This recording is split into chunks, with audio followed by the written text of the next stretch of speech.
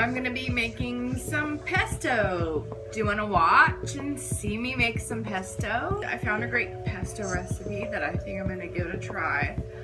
So I'm gonna grab all my ingredients and I'll meet you back here.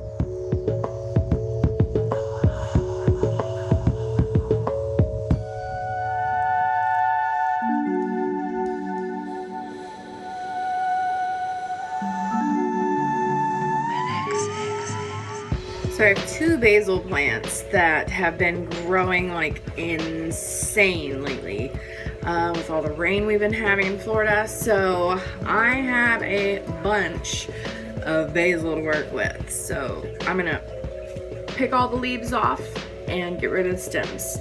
But I am gonna keep the little seedy areas so I can plant some more.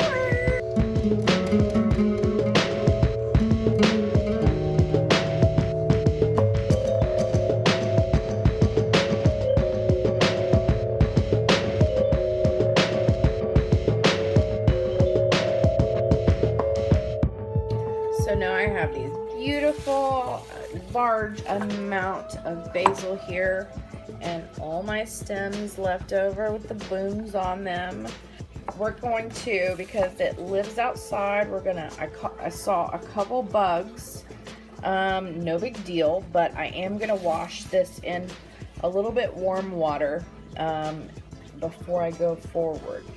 So I have these washed in hot water, warm hot water, and if you were to squeeze it all together, it would make about 1.5 cups. It looks like a whole lot more loose like this, but now I want to towel dry them, lightly towel dry them. They don't have to be perfectly dry.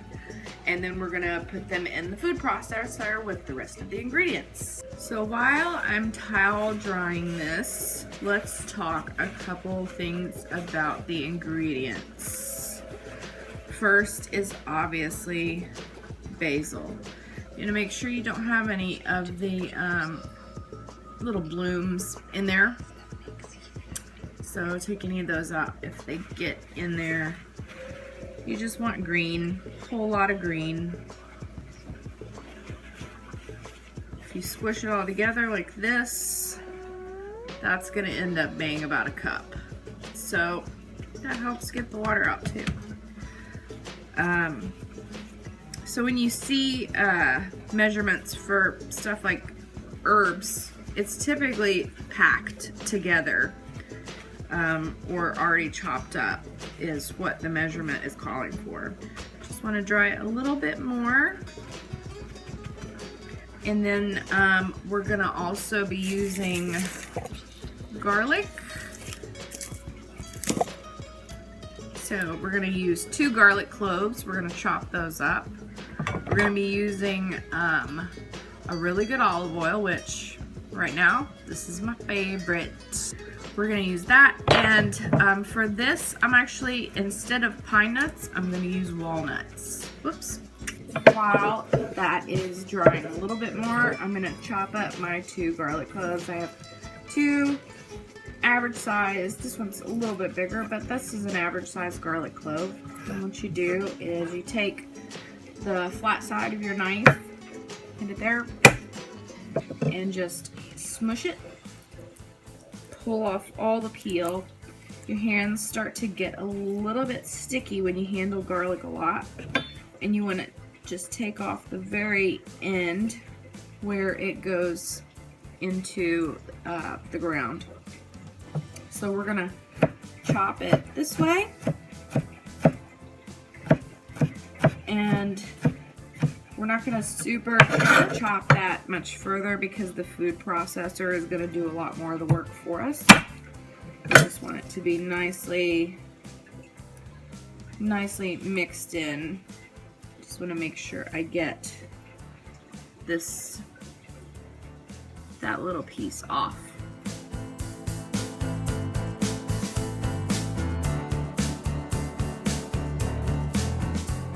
Got my Betty Crocker already chopped walnuts. It's nice to have that. Maybe costs a little bit more, but we're going for about 1/3 cup. This is my directions say generous, so I'm assuming that means just it's slightly bit more than a third of a cup. So that's under a half, right at about 3 ounces.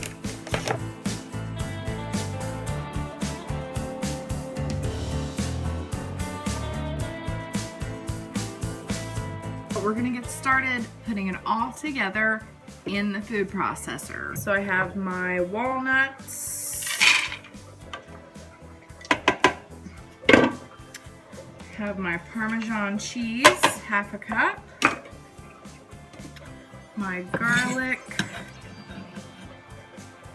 pop that in there.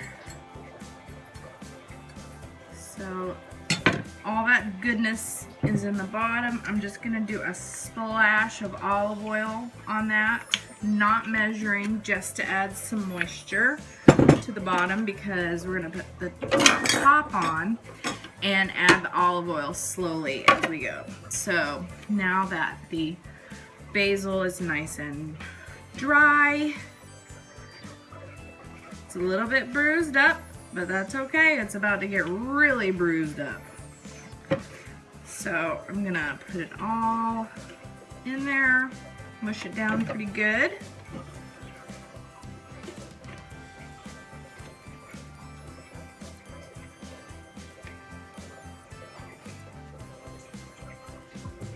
So even if it's still a little bit damp, it's fine. A little bit of olive oil on top just to add, to get it started. And make sure it's locked in. This area is, the whole purpose of that is so you can add things while you're processing. So I'm gonna start off by pulsing just a little bit. And then I'm gonna turn it on, so you might not be able to hear me. So I'm gonna start it up and drizzle the olive oil a little at a time.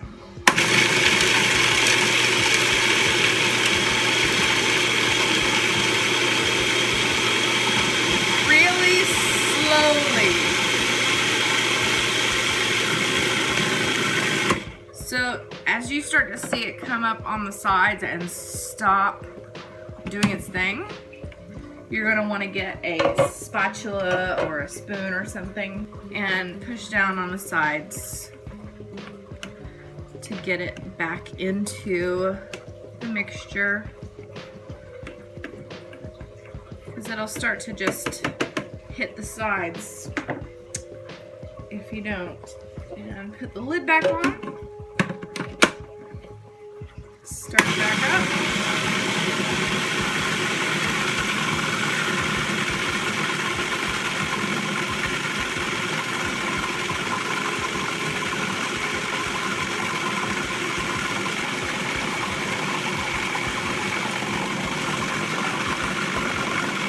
Let that run for just a few more seconds to get it really conglomerated and mixed up well. And we should have something between a liquid and a paste. So this is the consistency that it should be. It should be somewhat liquidy, like spreadable. Now, once you're done with this, you have pesto. This is now pesto. Now, what do you do with pesto? Well, what don't you want to do with pesto? You can do all sorts of things with pesto, which is the beautiful thing about it. It can be just a pasta sauce. It can be just, you can put it on chicken. You can put it on anything. You can put it on crostinis. Make a bruschetta, whatever. I mean, you can do whatever you want with pesto. You can eat it right out just like that. Oh my gosh, that is so good, so good.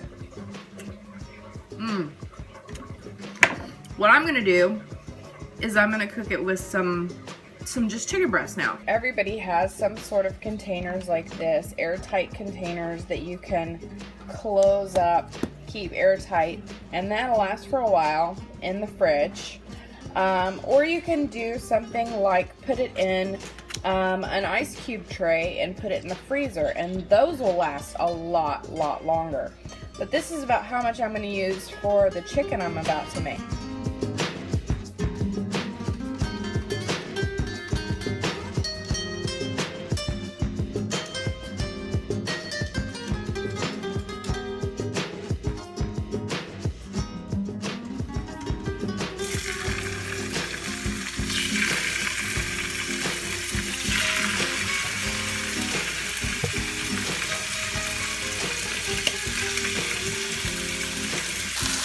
Starting to look so good. You don't want it to burn because, of course, it's an herb.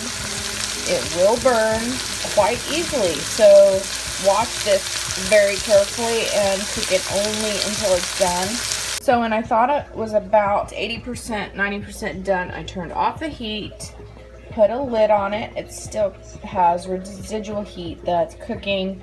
The lid is keeping the heat in so it doesn't burn, but it continues to make sure it cooks all the way through, which we don't want chicken tartare, that's for sure. And once you think it's all the way done, woo, it feels done, I'm gonna pull out the thickest piece. Look how good that looks, and cut right into the middle of it to make sure it's all the way done. So yeah, delicious. So, and it smells so good. And spoon just a little bit of that on there, here and there. Sprinkle it a little bit extra on there. Look at how good that looks. I'm so ready to eat it. This has been Carrie Percy, cook extraordinaire, coming to you from my own kitchen. So if you have any questions, please comment and I'll be happy to answer any questions.